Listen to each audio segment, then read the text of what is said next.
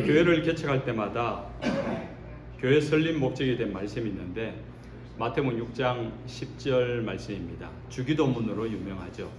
하나님의 뜻이 하늘에서 이루어진 것 같이 땅에서도 이루어지이다.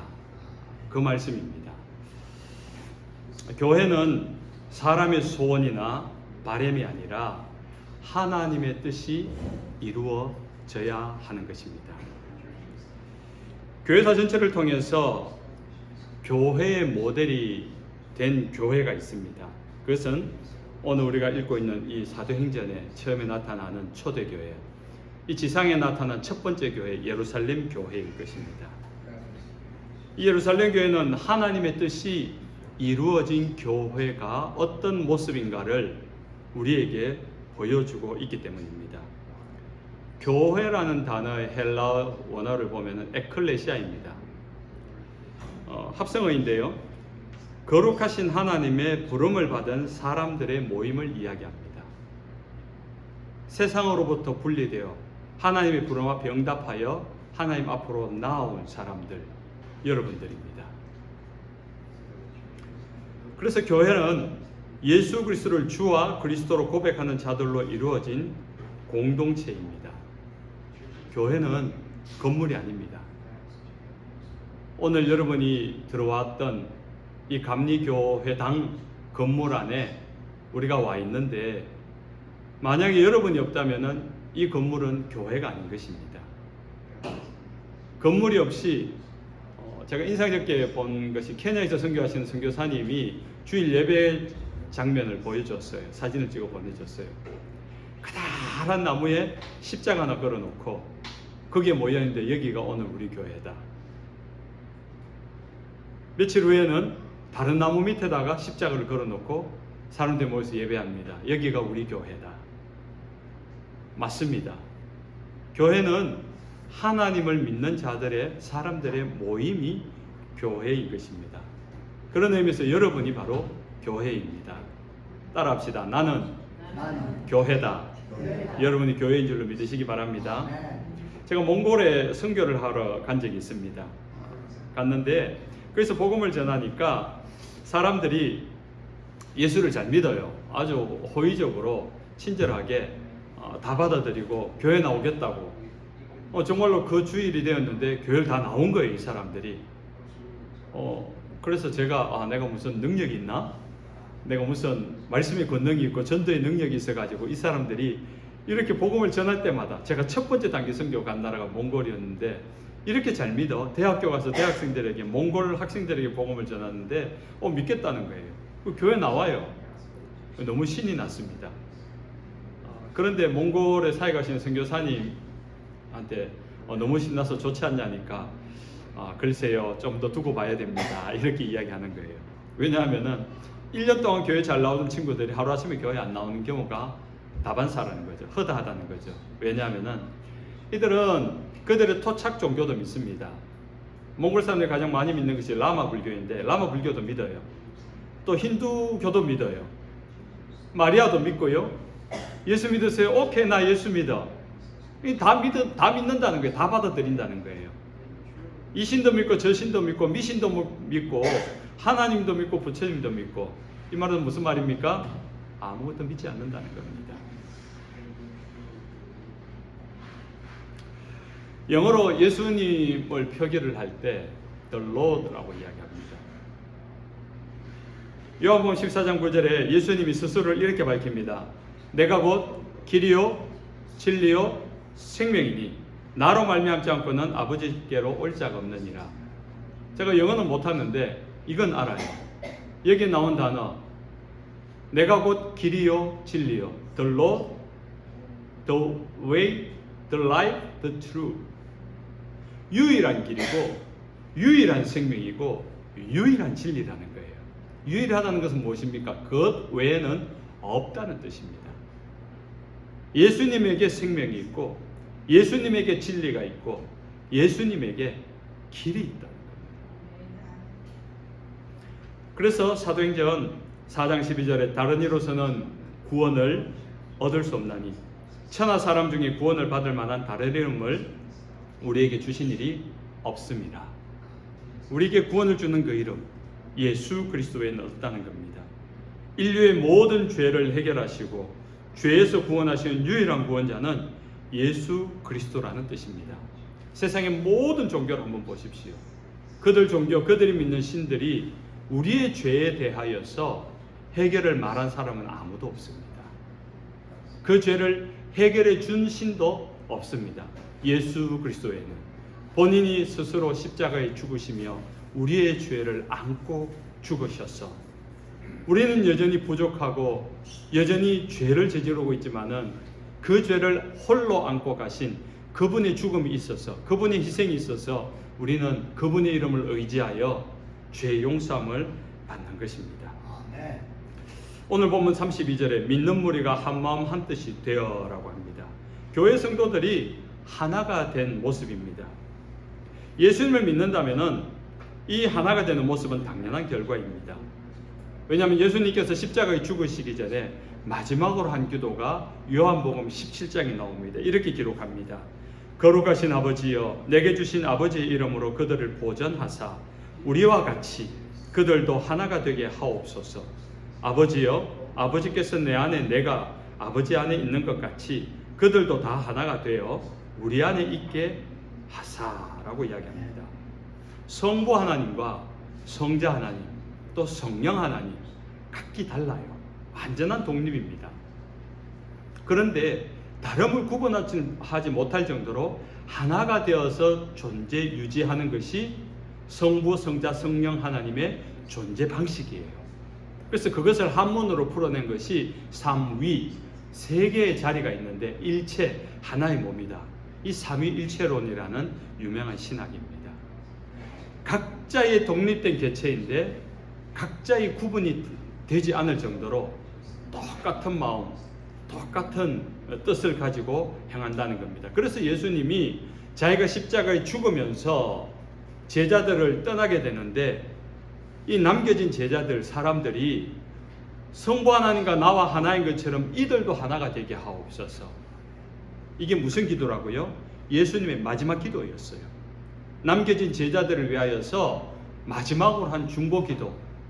그들이 하나가 되는 것.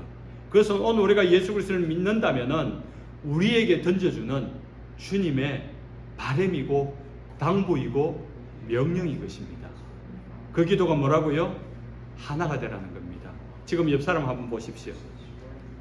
그분과 하나가 되라는 겁니다. 뒤를 한번 돌아보십시오. 그분과 하나가 되라는 것입니다. 여러분, 여기에서 우리가 한 예수 그리스도를 믿고 똑같은 부름을 받았고 이 말씀을 받았는데 여기서 하나가 되지 못하면요, 여러분 이 교회를 벗어나서도 하나가 될 수 없습니다. 그러면요, 여러분의 집에 가서도 하나가 될 수 없어요. 사랑하는 가족과도 갈등이 생기고 벽이 생기고 틈이 생길 수밖에 없는 것입니다. 그럼 어떻게 되면 하나가 될 수 있습니까? 하나가 될 수 있는 방법은 이 제자들이 예수님께서 가르쳐 주신 하나님의 말씀을 따라 순종하는 겁니다. 그러면 이 제자들이 주님과 하나가 되는 거예요. 주님과 하나가 되면 주님의 말씀을 따라 순종하는 거죠. 그럼 그 말씀은 나와 다른 제자들, 비록 예수님을 팔아넘긴 가룟 유다라 하더라도 그와 하나가 될 수 있는 마음, 그 원수조차도 품어낼 수 있는 마음. 그러면 예수님께서 원수를 위해서 축복하라, 오른뺨을 때리면 왼뺨을 내어서 또 때리게 해라, 겉옷을 너에게 요구하면 속옷까지 벗어 주어라, 이해가 되는 겁니다. 만약 여러분에게 누군가 그렇게 희생하고 그렇게 일방적으로 도와준다면은, 호의를 베푼다면은 여러분 그 사람 확 좋아지지 않겠습니까? 호감도 상승. 나 그 사람 너무 좋아. 마음을 줄 수밖에 없는 거예요. 정말로 그 기도대로 제자들은 하나가 되었습니다. 사도행전 1장 14절에 더불어 마음을 같이하여 오로지 기도에 힘쓰더라. 그리고 오순절 성령을 받았고 성령님과 하나가 되어서 성령을 따라서 성령께 주시는 그 말씀대로 말하고 행동하고 살아가게 된 것입니다. 하나님의 뜻대로 사도행전 2장 4절에 보면 다 성령의 충만함을 받고 성령이 말하게 하심을 따라 하나님의 큰 일을 말했다라고 합니다. 하나님의 말씀대로 하나님 뜻대로 사니까 삶이 바뀌어진 것입니다. 그러니까 삶의 행동 양식이 어떻게 됩니까? 2장 46절에 날마다 마음을 같이하여 성전에 모이기를 힘쓰고, 그리고 오늘 우리가 읽었던 이 본문 말씀, 내 것이라 하지 않고 밭을 있는 자는 밭을 팔아서, 집이 있는 자는 집을 팔아서 그것이 없어서 힘들어하는 자에게 나누어주고 베풀어주고 도와주고. 어떻게 그렇게 할 수 있습니까? 사랑할 수 있는 거죠. 여러분, 이것은요 정말 어려운 난제입니다. 하나님을 믿을 때 10년을 믿었고 20년을 믿고 평생을 믿었는데 평안이 없는 사람이 있어요. 하나님 뜻을 모른 채 살아가는 사람이 있어요. 교회는 다녀서 교회의 어떤 전통이라든가 관습은 잘 아는데, 그래서 그분이 목사님이 될 수도 있고 장로님이 될 수도 있고 권사님이 될 수도, 집사님도 될 수도 있습니다. 그러나 저 사람이 교회를 간다고, 저 사람이 천당을 간다고, 그 이제 좀 비하하는 말입니다. 세상 사람들이 네가 천당 가면 나는 만당 가겠다, 이런 말을 들을 때가 있어요. 세상에서 너무너무 덕스럽지 못하게 행동하는 그리스도인들이 많기 때문에. 세상에서는 야박하게 하고, 세상에서는 막 숨길 거 숨기고, 뺏을 거 뺏고, 훔칠 거 훔치고, 세금 횡령하고, 속이는, 얼마 전에도 그런 이야기 들었습니다만은, 어떤 기관의 장이 되시는 분이 교회 어떤 권사님이신데, 훌륭한 권사님이신데 막 이렇게 11조 헌금도 하고 하는데 자기 직원들 11조도 자기가 다 떼가지고 한대요. 그러면서도 자신의 어떤 재정적인 그런 비리들은 가지고 있었다는 거죠. 그런데 그걸 직원들이 다 안다는 거예요. 교회에서 장로이고 교회에서 권사님인데 직장에서는 덕스럽지 못한 행동들, 정직하지 못한 행동들, 인정받지 못하는, 함부로 말하고 함부로 대하는 그런 행위들. 왜 그런 겁니까? 하나님의 말씀에 순종할지 모르기 때문인 거예요. 왜 순종하지 않는 겁니까? 하나님을 존중하지 않는 거예요. 사랑까지는 가지 않더라도 존중하지 않으니까 함부로 대하고 함부로 생각하고 막 대하는 겁니다. 여기서 한 걸음 더 나아가서 적용하면, 여러분 결혼을 했습니다. 전 세계 인구가 남자 40억 명, 여자 40억 명. 여러분 결혼하신 분은 40억 명 중에 한 사람을 골라서 내 남편, 내 아내로 삼은 거예요. 가장 사랑한다는 거죠. 그래서 사랑해서 결혼했는데, 사랑해서 자식을 낳았는데 왜 싸우는 겁니까? 왜 싸우다 못해서 이혼하는 겁니까? 사랑해서 결혼했는데 한국의 이혼율이 세계 1위이 OECD 국가 중에 1위래요. 어떻게 그런 일들이 일어나는 겁니까? 존중하지 않기 때문이에요. 상대방을 인정해 주지 않기 때문이에요. 상대방을 신뢰하지 않기 때문이에요. 사랑해서 결혼했지만은 상대방을 인정하지 않고 신뢰하지 않고, 왜 인정하지 않고 왜 신뢰하지 않습니까? 나와 다르기 때문에. 나와 다름을 틀렸다고 생각하는 겁니다. 내 생각은 맞고 네 생각은 틀렸다는 거죠. 그러니까 안 맞는 거예요. 그런데 조금이라도 그 사람을 인정해주고 존중해준다면은 나와 다르게 생각하고, 어쩌면 나와 정반대의 생각을 할지라도 그 사람이 그렇게 생각할 수 있겠다라고, 그 사람 자체를, 그 사람이 그럴 이유가 있겠지라고 그 사람 자체를 인정하고 신뢰해준다고 존중한다면은 싸우진 않겠죠. 거기서 좀 더 성숙한 쪽은 그 사람을 존중해주면서 거기에 맞춰주는 거겠죠. 아무래도 속이 더 깊은 사람이 맞춰주며 살겠죠. 참으며 사는 것은 답은 아닙니다. 목사님, 저는 이때까지 내가 하고 싶은 대로 하고 살았는데 우리 집은 잘 살고 있습니다. 그렇게 말하시는 분 좀 조심하셔야 돼요. 그렇게 말했다면 반드시 그 상대방은 참고 살 가능성이 큽니다. 제가 왜 이렇게 자신 있게 이야기하냐고요? 제가 그렇게 살았거든요. 저는 제가 굉장히 잘난 줄 알았습니다. 굉장히 성숙하고 목사이고 아내랑 나이 차이도 좀 있으니까 인생에 연륜이 있어서 내가 굉장히 훌륭한 남편인 줄 알았습니다. 아니었습니다. 결혼하고 10년을 살았는데 부부싸움을 5번도 안 하고 살았습니다. 얼마나 자랑하며 다녔겠습니까? 근데 나중에 알았습니다. 아내가 참고 있었다는 거를. 아내가 그걸 다 받아주고 있었다는 거를. 그걸 알았을 때, 10년이 지나고 알았을 때 내가 너무너무 부끄러워졌어요. 물론 지금도 부족합니다. 그러나 그때보다는 조금 더 많이 싸웁니다. 싸우는 이유는 서로의 의견을 이야기하니까. 그러면서 고쳐나가고 있습니다. 그러니까 이혼 안 하고 살고 있어요. 이혼까지는 안 갔습니다.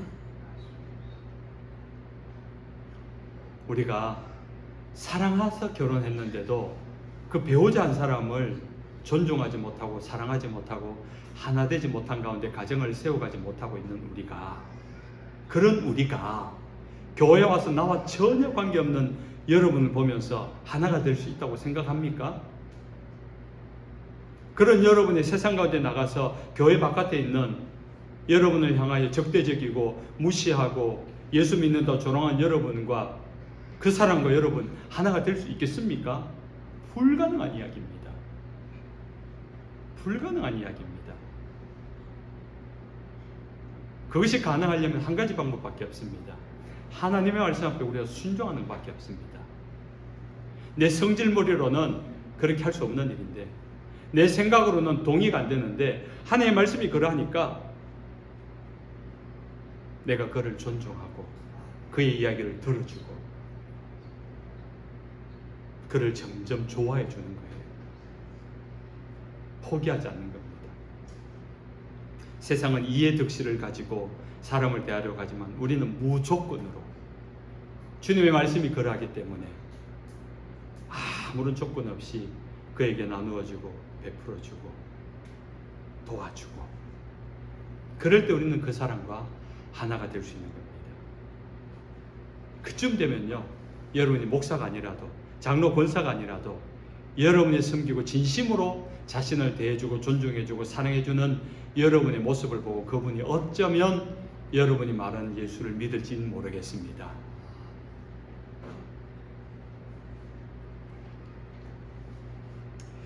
누가는 초대교회의 활발한 모습을 소개하다가 오늘 본문에 한 사람에게 시선을 돌립니다. 본명이 요셉인데 나중에 바나바로 더 많이 알려진 인물입니다. 요셉의 이름을 바나바로 바꿔준 사람은 예수님의 제자들 사도들이었습니다. 사도들이 인정할 정도의 믿음의 삶, 믿음의 삶이 뭐라고요? 주님의 말씀에 순종하는 것. 뭐 인격이 뛰어나다 이건 둘째치고요. 말씀 그러면은 그냥 내가 다혈질이라도 순종하고 내가 내성적이라도 용기를 내어서 그 말씀대로 살아가는 거. 그게 믿음입니다. 말씀이면요, 여러분 스탑해야 돼요. 여러분의 기질, 방법, 경험, 생각 스탑하고 그 말씀대로 그렇게 순종하며 오늘 순종하고 오늘 실패하면 내일 또 다시 도전해서 이번 주 실패하면 다음 주 또 다음 주 실패하면 다음 달에 또 올해 실패하면 내년에 또 계속 끊임없이 그 말씀에 순종하는 그것이 믿음의 삶이에요.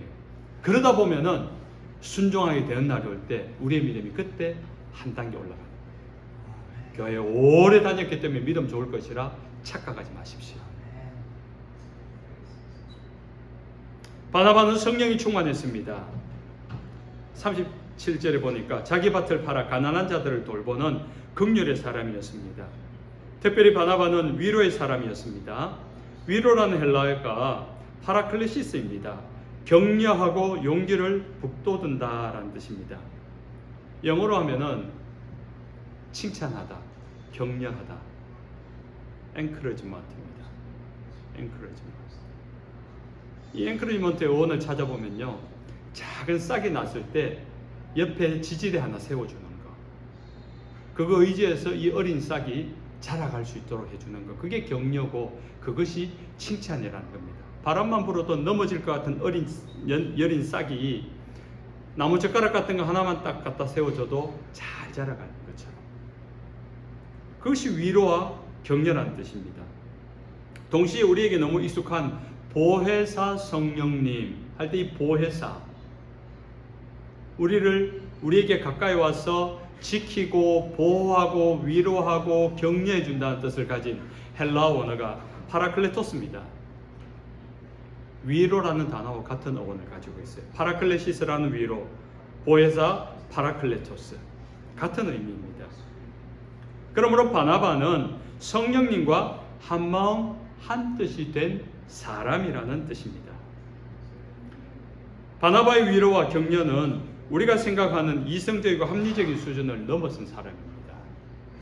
사도행전 15장에 한 사건이 있습니다.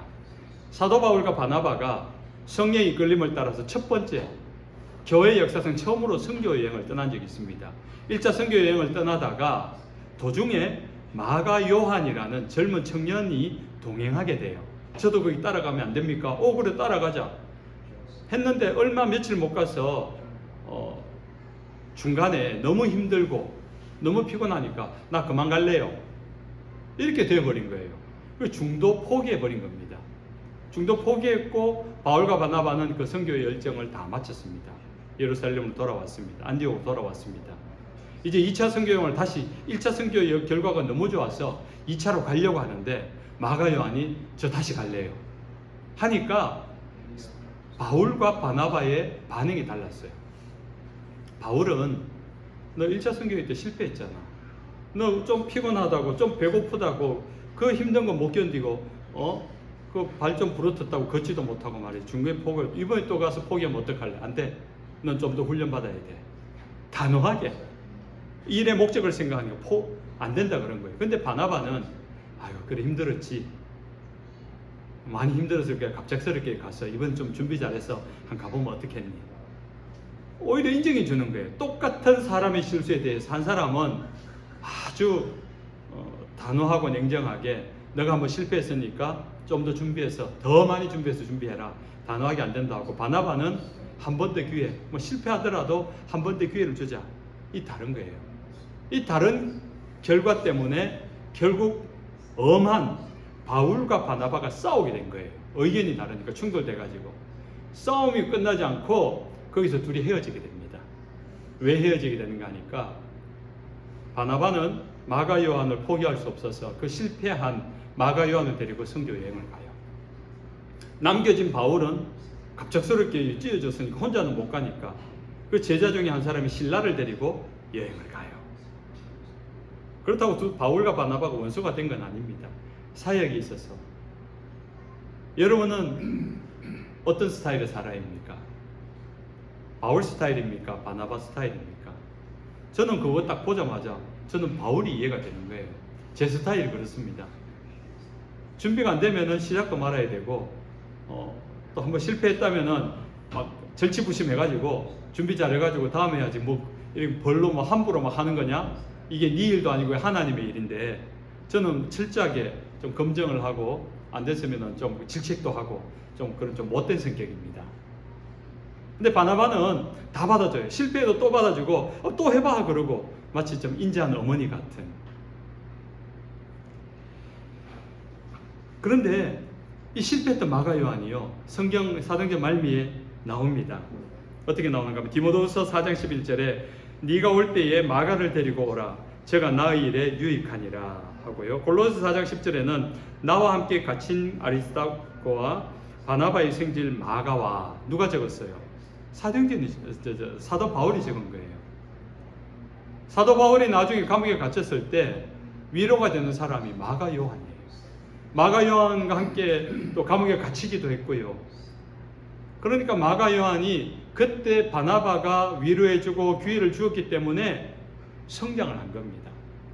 성장을 해서 다른 제자들, 다른 동행들이 바울을 다 떠나갈 때 오히려 마가 요한은 처음에 실패 모적이 있기 때문에 나중에는 오히려 그 마음을 더 고쳐먹고 바울 옆에서 끝까지 남아 바울을 돕는 동력자가 되고 바울이 나중에 죽음 앞에서 막 마음이 약해지려고 할 때 위로해 주었던 제2의 바나바가 된 사람이 바로 마가 요한입니다.